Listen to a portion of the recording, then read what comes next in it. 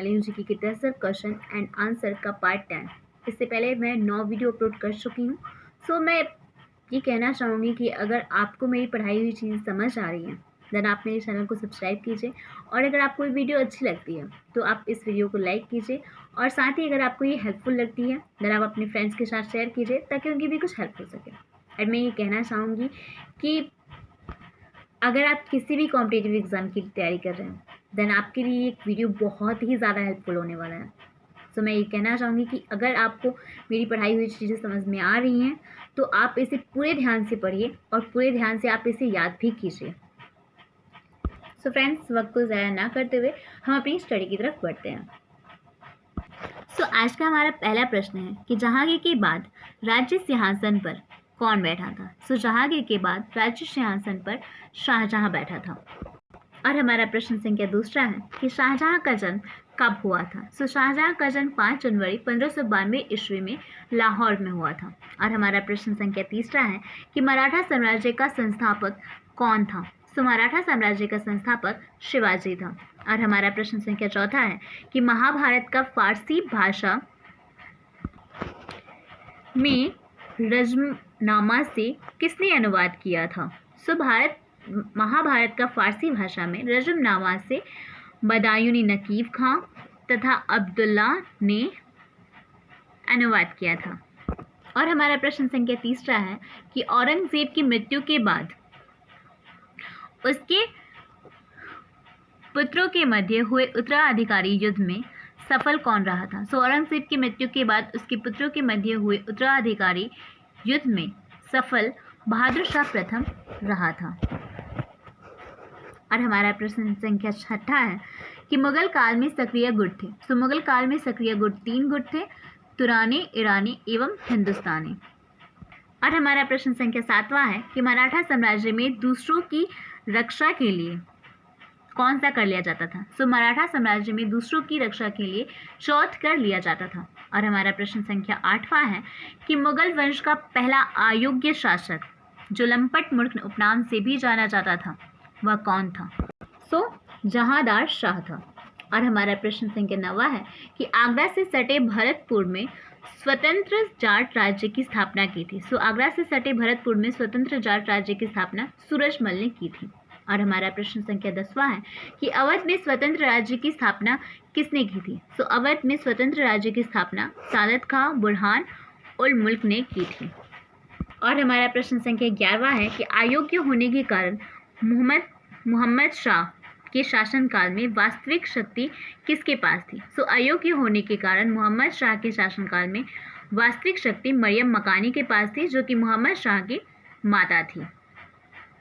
और हमारा प्रश्न संख्या 12वां है कि डेनिश ईस्ट इंडिया कंपनी की स्थापना कब हुई थी। सो डेनिश ईस्ट इंडिया कंपनी की स्थापना 1616 ईस्वी में हुई थी। और हमारा प्रश्न संख्या 13वां है कि अंतिम मुगल बादशाहों के शासनकाल में किन प्रांतों के सूबेदार ने स्वतंत्र राज्य स्थापित किए। सो अंतिम मुगल बादशाहों के शासनकाल में हैदराबाद, बंगाल और अवध प्रांतों के सूबेदारों ने स्वतंत्र राज्य स्थापित किए थे।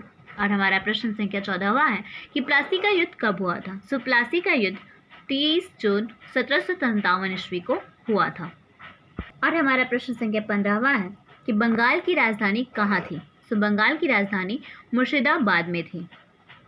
और हमारा प्रश्न संख्या 16वां है कि इलाहाबाद की संधि किस ब्रिटिश गवर्नर के नेतृत्व में हुई थी। सो इलाहाबाद की संधि लॉर्ड क्लाइव ब्रिटिश गवर्नर के नेतृत्व में हुई थी। और हमारा प्रश्न संख्या 17वां है कि तृतीय आंग्ल मैसूर युद्ध की समाप्ति किस संधि द्वारा हुई थी। सो तृतीय आंग्ल मैसूर युद्ध की समाप्ति श्रीरंगपट्टनम की संधि के द्वारा हुई थी। और हमारा प्रश्न संख्या 18 है कि हस्तक्षेप की नीति का प्रतिपादक कौन था। सो हस्तक्षेप की नीति का प्रतिपादक सर जॉन शोर था। और हमारा प्रश्न संख्या 19 है कि सहायक संधि का जन्मदाता कौन था। सो सहायक संधि का जन्मदाता लॉर्ड वेलेस्ली था।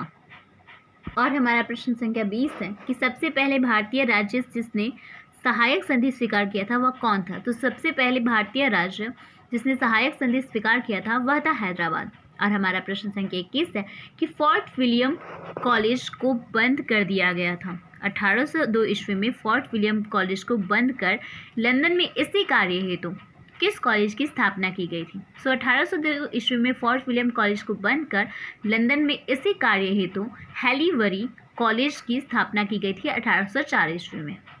और हमारा प्रश्न संख्या 22 है कि किस संधि के तहत पांडिचेरी फ्रांसीसियों को पुनः वापस मिल गया? एमेंज की संधि के तहत पांडिचेरी फ्रांसीसियों को वापस मिल गया था और एमेंज की संधि 1802 ईस्वी में हुई थी।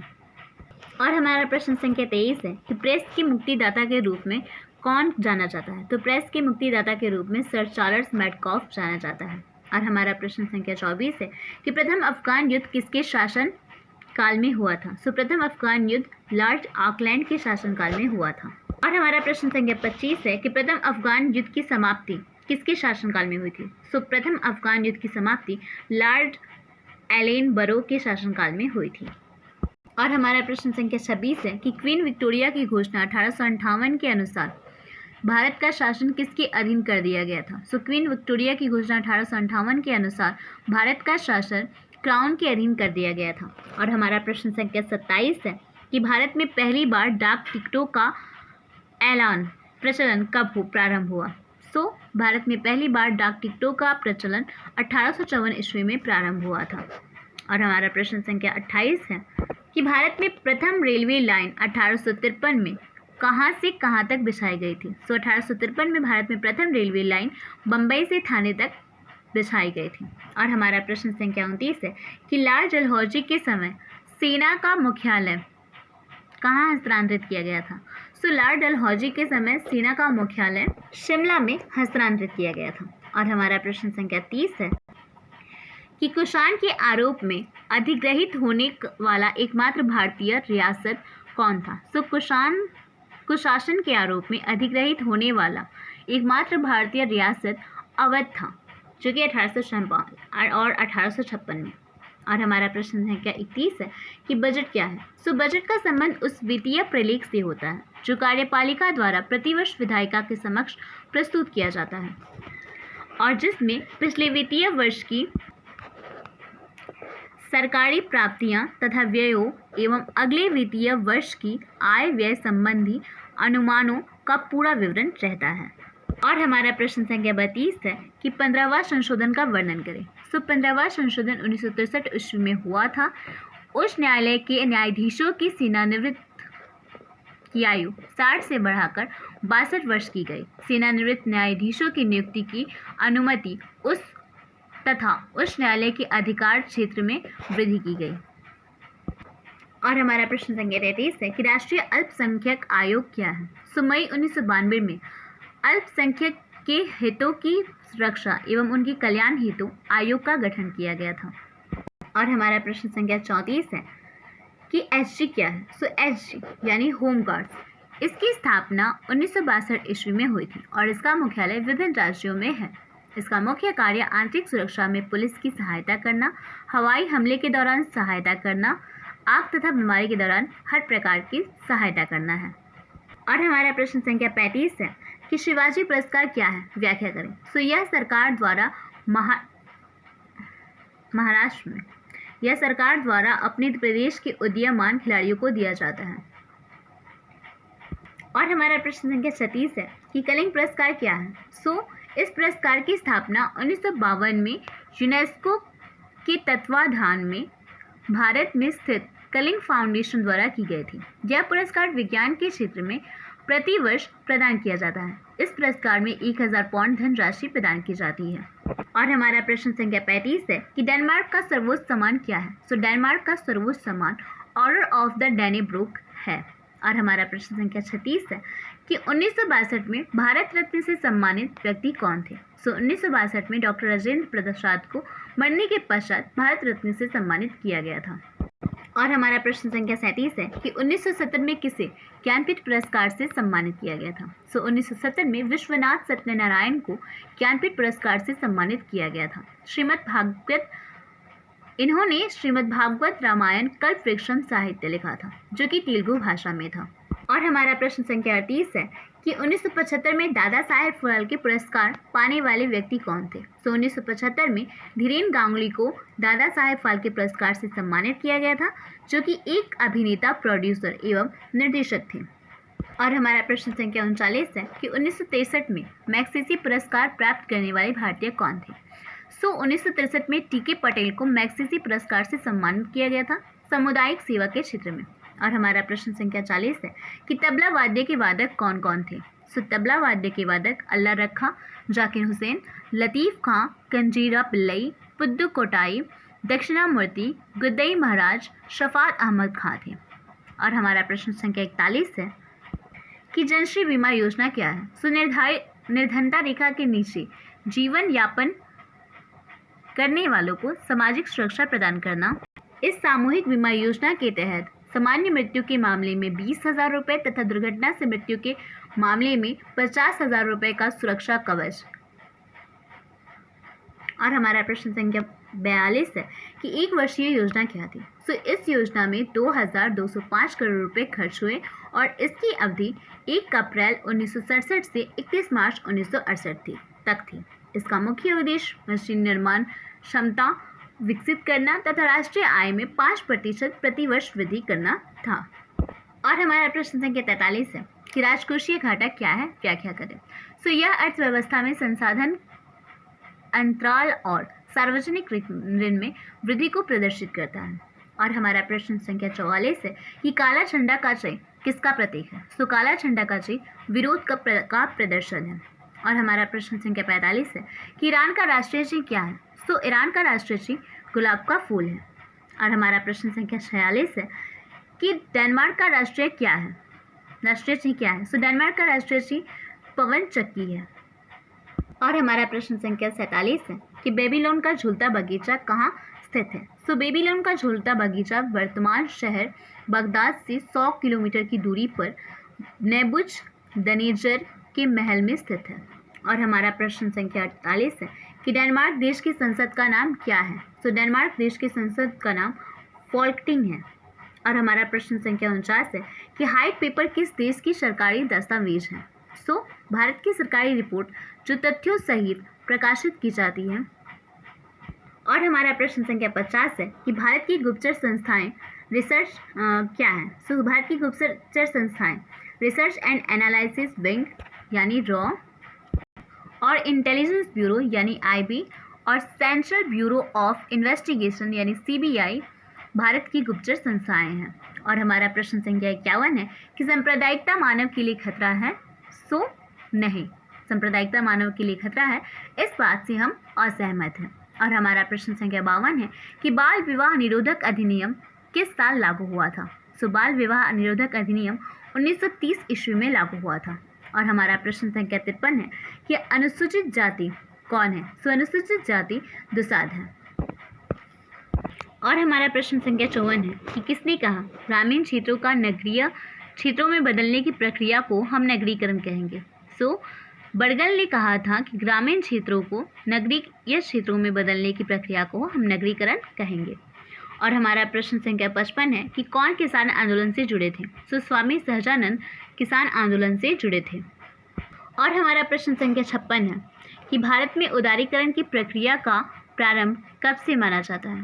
भारत में उदारीकरण की प्रक्रिया का प्रारंभ 1991 ईस्वी से माना जाता है। और हमारा प्रश्न संख्या 57 है कि सामाजिक वर्ग समुदाय का वह भाग है। सामाजिक वर्ग समुदाय का वह भाग है जो सामाजिक परिस्थिति के आधार पर शेष भाग से पृथक होता है। यह किसने कहा था। सामाजिक वर्ग समुदाय का वह भाग है जो सामाजिक परिस्थिति के आधार पर शेष भाग से पृथक होता है। यह मैकाइवर एवं पेज ने कहा था। और हमारा प्रश्न संख्या 58 है कि जाति व्यवस्था की देन क्या है। जाति व्यवस्था की देन जातिवाद है। और हमारा प्रश्न संख्या 59 है कि अल-बरूनी किसके साथ भारत आया था। अल-बरूनी महमूद गजनवी के साथ भारत आया था। और हमारा प्रश्न संख्या 60 है कि दिल्ली से दौलताबाद किस शासक ने अपनी राजधानी परिवर्तित की थी। दिल्ली से दौलताबाद मोहम्मद तुगलक ने अपनी राजधानी परिवर्तित की थी। और हमारा प्रश्न संख्या 61 है कि इब्न बतूता ने अपनी यात्रा का विवरण लिखा था।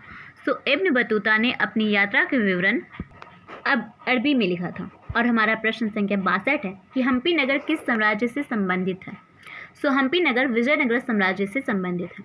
और हमारा प्रश्न संख्या 63 है कि विजयनगर साम्राज्य की स्थापना कब हुई थी। सो विजयनगर साम्राज्य की स्थापना 1336 ईस्वी में हुई थी। और हमारा प्रश्न संख्या 64 है कि विजयनगर के शासकों ने अपने आप को क्या कहा। सो विजयनगर के शासकों ने अपने आप को राय कहा था। और हमारा प्रश्न संख्या 65 है कि आईने अकबरी कितने भागों में विभक्त है। सो आईने अकबरी 5 भागों में विभक्त है। और हमारा प्रश्न संख्या 66 है कि दिने इलाही संबंधित है। सो दिने इलाही संबंधित है अकबर से। और हमारा प्रश्न संख्या 67 है कि क्या 0.100 ऐसे मान को व्हाइट स्टोन द्वारा मापी जा सकती है। सो 0.100 ऐसे मान को व्हाइट स्टोन द्वारा नहीं मापी जा सकती। और हमारा प्रश्न संख्या 68 है कि ऐसा वस्तु का नाम बताएं जो तापमान बढ़ने पर प्रतिरोध घटता हो। सो जर्मेनियम और सिलिकॉन की तापमान बढ़ने पर प्रतिरोध घटता है। और हमारा प्रश्न संख्या 69 है कि श्रेणी क्रम में संयोजित करने के स्थान पर विद्युत चुंबकों को पार्श्व क्रम में संयोजित करने से क्या लाभ होता है। सो श्रेणी क्रम में संयोजित करने के स्थान पर विद्युत चुंबकों को पार्श्व क्रम में संयोजित करने से पार्श्व क्रम में तुल्य श्रेणी क्रम की अपेक्षा बहुत कम होता है। पार्श्व क्रम में तुल्य श्रेणी क्रम की अपेक्षा बहुत कम होता है। और हमारा प्रश्न संख्या 70 है कि डायलिसिस में कौन सी झिल्ली प्रयोग में लाते हैं। सो डायलिसिस में अर्धपारगम्य झिल्ली प्रयोग में लाते हैं। और हमारा प्रश्न संख्या 71 है कि डायलिसिस में कौन कागज़ प्रयोग में लाते हैं। सो डायलिसिस में सेलोफोन और पर्चमेंट कागज़ प्रयोग में लाते हैं। और हमारा प्रश्न संख्या 72 है कि डायलिसिस शरीर के किस भाग से संबंधित है। सो डायलिसिस शरीर के किडनी भाग से किडनी से संबंधित है। और हमारा प्रश्न संख्या 73 है कि पौधे मिट्टी से क्या प्राप्त करते हैं। सो पौधे मिट्टी से खनिज लवण प्राप्त करते हैं। और हमारा प्रश्न संख्या 74 है कि पौधे खनिज लवण किस प्रकार से प्राप्त करते हैं। तो पौधे अवशोषण द्वारा खनिज लवण प्राप्त करते हैं। और हमारा प्रश्न संख्या 75 है कि क्या शुष्क मिट्टी उपजाऊ होते हैं। सो हाँ, शुष्क मिट्टी उपजाऊ होते हैं। और हमारा प्रश्न संख्या 76 है कि मिट्टी मिश्रण है। सो मिट्टी मिश्रण है खनिज लवणों का। और हमारा प्रश्न संख्या 77 है कि अवसर लागत का वैकल्पिक नाम है। सो अवसर लागत का वैकल्पिक नाम आर्थिक लागत है। और हमारा प्रश्न संख्या 78 है कि यदि किसी वस्तु की कीमत में 60% की वृद्धि तथा पूर्ति में 5% की वृद्धि हो तो ऐसी वस्तु की पूर्ति होगी। सो ऐसी वस्तु की पूर्ति बेलोचदार होगी। और हमारा प्रश्न संख्या 79 है कि किसी वस्तु की कीमत मांग और पूर्ति द्वारा निर्धारित होती है।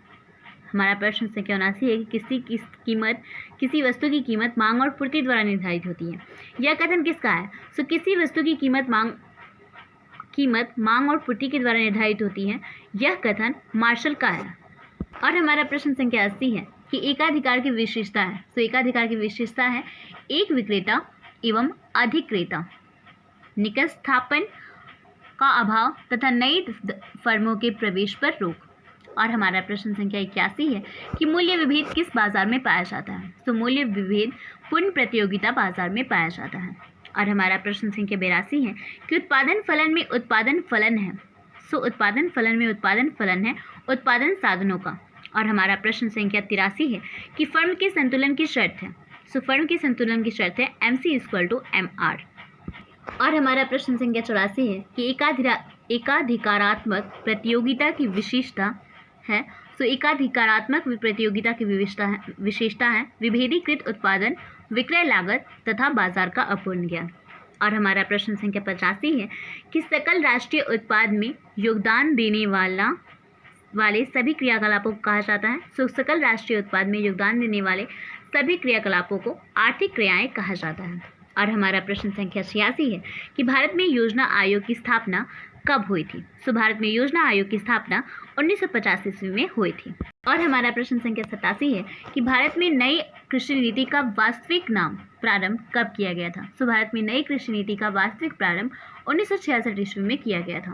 और हमारा प्रश्न संख्या 88 है कि अनुसंधानकर्ता संग्रह करता है। सो अनुसंधानकर्ता संग्रह करता है प्राथमिक आंकड़ों का। और हमारा प्रश्न संख्या 89 है कि ग्रामीण विकास बैंक की स्थापना कब हुई थी। सो ग्रामीण विकास बैंक की स्थापना 1982 ईस्वी में हुई थी। और हमारा प्रश्न संख्या 90 है कि 20वीं शताब्दी के पूर्वार्ध में भारत की राष्ट्रीय आय की वार्षिक समृद्धि दर कितनी रही है।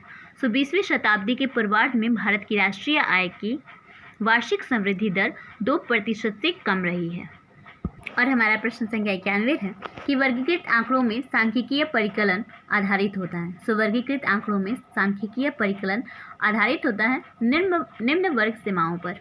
और हमारा प्रश्न संख्या 92 है कि जब समग्र की प्रत्येक इकाई का अध्ययन करते हैं तो इसे कहा जाता है। तो जब समग्र की प्रत्येक इकाई का अध्ययन करते हैं तो इसे संगणना अनुसंधान कहते हैं। और हमारा प्रश्न संख्या 93 है कि भारतीय संविधान के किस अनुच्छेद के अंतर्गत राष्ट्रीय आपातकाल लगाया जा सकता है। सो भारतीय संविधान के अनुच्छेद 352 के तहत राष्ट्रीय आपातकाल लगाया जा सकता है। और हमारा प्रश्न संख्या 94 है कि विश्व में शांति बनाए रखने का दायित्व किस पर है। सो विश्व में शांति बनाए रखने का दायित्व सुरक्षा परिषद पर है। और हमारा प्रश्न संख्या 95 है कि डीएमके किस राज्य की क्षेत्रीय पार्टी है। सो डीएमके तमिलनाडु राज्य की क्षेत्रीय पार्टी है।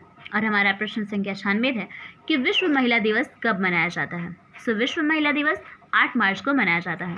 और हमारा प्रश्न संख्या 97 है कि मंडल कमीशन रिपोर्ट की सिफारिशों को किस प्रधानमंत्री ने लागू किया था। सो मंडल कमीशन रिपोर्ट की सिफारिशों को वीपी सिंह ने लागू किया था। और हमारा प्रश्न संख्या 98 है कि किसे नए सामाजिक आंदोलन की श्रेणी में रखा जा सकता है, नहीं रखा जा सकता है। किसे नए सामाजिक आंदोलन की श्रेणी में नहीं रखा जा सकता है। सो गृह स्वराज आंदोलन को नए सामाजिक आंदोलन की श्रेणी में नहीं रखा जा सकता है। और हमारा प्रश्न संख्या 99 है कि भारतीय जनता पार्टी किस पार्टी का नया नाम है। सो भारतीय जनता पार्टी भारतीय जनसंख्या नया नाम है। और हमारा प्रश्न संख्या 100 है कि भारत में गठबंधन की सरकार के पहले प्रधानमंत्री कौन थे। सो भारत में गठबंधन की सरकार के पहले प्रधानमंत्री वीपी सिंह थे।